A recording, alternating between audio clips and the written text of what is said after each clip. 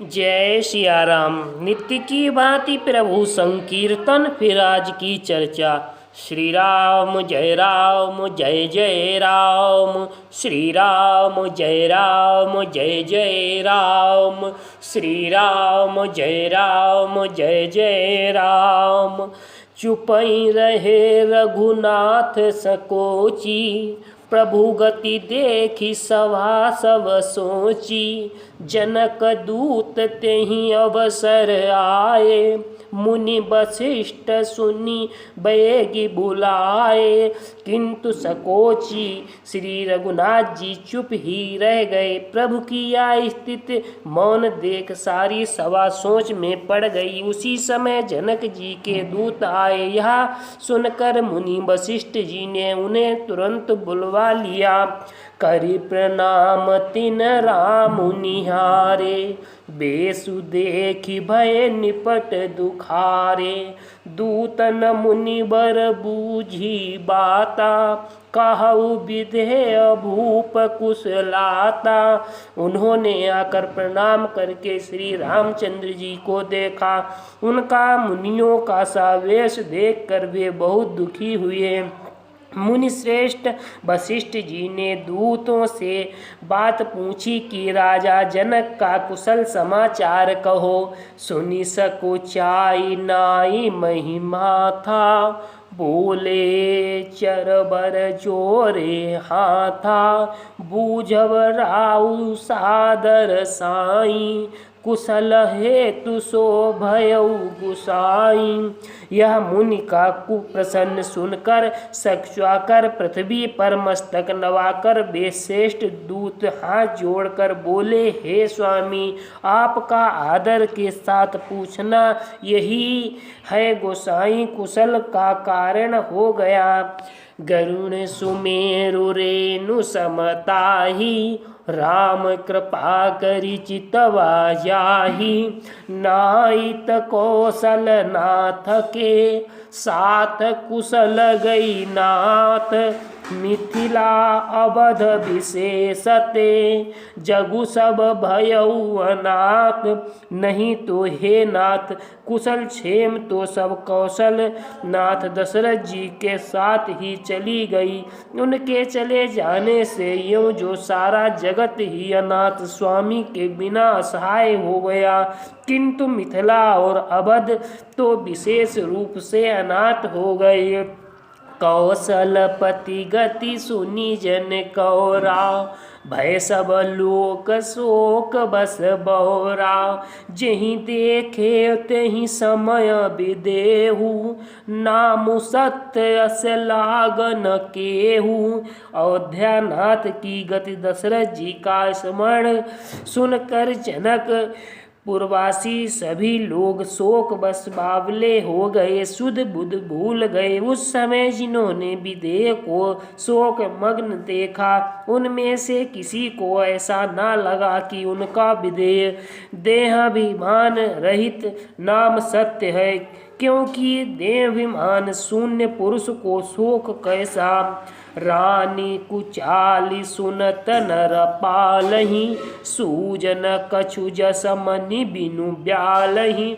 भरत राज रघुबर बन बासु, भा मिथिलेश हृदय हरासु। रानी की कुचाल सुनकर राजा जनक की कुछ सूझ ना पड़ा, जैसे मणि के बिना सांप को नहीं सूझता। फिर भरत जी को राज्य और श्री रामचंद्र जी को वनवास सुनकर मिथिलेश्वर जनक की हृदय में बड़ा दुख हुआ। नृप बूझे बुध सचिव समाजू, कहु विचारी उचित का आजू। समुझि अवध असमंजस दोऊ, चलैक रहाई न कह कछु कोऊ। राजा ने विद्वानों और मंत्रियों के समाज से पूछा कि विचार करके ये आज इस समय क्या करना उचित है। अयोध्या की दशा समझकर और दोनों प्रकार से असमंजस जानकर चलिए या रहिए। किसी ने कुछ नहीं कहा। नृपहि धीर धरि हृदय विचारी, पठहे अबध चतुर चरचारी, बूझी भरत सती भाव को भाऊ, आयऊ बेगी न होई लखाऊ।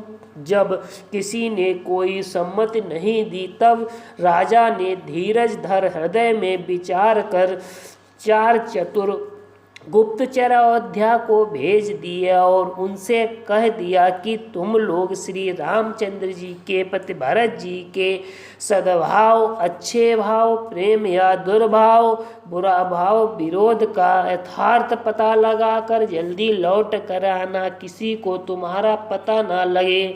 गए अबध चर भरत गति, बूझी देखी कर तूती, चले चित्रकूट ही भरतु, 4 चले तेहि हूति। गुप्तचर अवध को गए और भरत जी का ढंग जानकर और उनकी करनी देखकर जैसे ही भरत जी चित्रकूट को चले, वे तिरहुत मिथिला की ओर चल दिए। दूतन आई भरत कई करनी, जनक समाज जथामति बरनी, सुनि गुर परिजन सचिव महीपति, भय सब सोच स्नेह विकल अति। गुप्त दूतों के आकर राजा जनक की सभा में भरत जी की करनी का अपनी बुद्धि के अनुसार वर्णन किया। उसे सुनकर गुरु, कुटुंबी, मंत्री और राजा सभी सोच और स्नेह से अत्यंत व्याकुल हो गए। धरि धीरज करी भरत बड़ाई, लिए सुभट सहानी बुलाई। घरपुर देश राखी रखबारे, है गए रथ बहु जान सवारे। फिर जनक जी ने धीरज धर कर और भरत जी की बड़ाई करके अच्छे योद्धाओं और सहनियों को बुलाया। घर, नगर और देश के रक्षकों रखकर घोड़े, हाथी, रथ आदि बहुत सी सवारियां सजाई। दुधरी साधि चले तत्काला, किए विश्रामुन मग महिपाला। भोर ही आज नहाई प्रयागा, चले जमुन उतरन सब लागा। वे 2 घड़ियों मुहूर्त साध कर उसी समय चल दिए। राजा ने रास्ते में कहीं विश्राम भी नहीं किया। आज ही सवेरे प्रयागराज में स्नान करके चले हैं और जब सब लोग यमुना जी उतरने लगे, खबर लेन हम पठये नाथा। तिन्हि कही यस महीनायऊ माथा, साथक की रात 7 दीने। मुनिवर तुरत विदाचर कीने। तब हे नाथ हमें खबर लेने को भेजा। उन्होंने दूतों ने ऐसा कहकर पृथ्वी पर सिर नवाया। मुनिशेष वशिष्ठ जी ने कोई 6-7 भीलों को साथ देकर दूतों को तुरंत विदा किया। शेष अगले वीडियो में। श्री राम जय राम जय जय राम, श्री राम जय राम जय जय राम, श्री राम जय राम जय जय राम। जय सिया राम, सीताराम नाम महाराज की जय।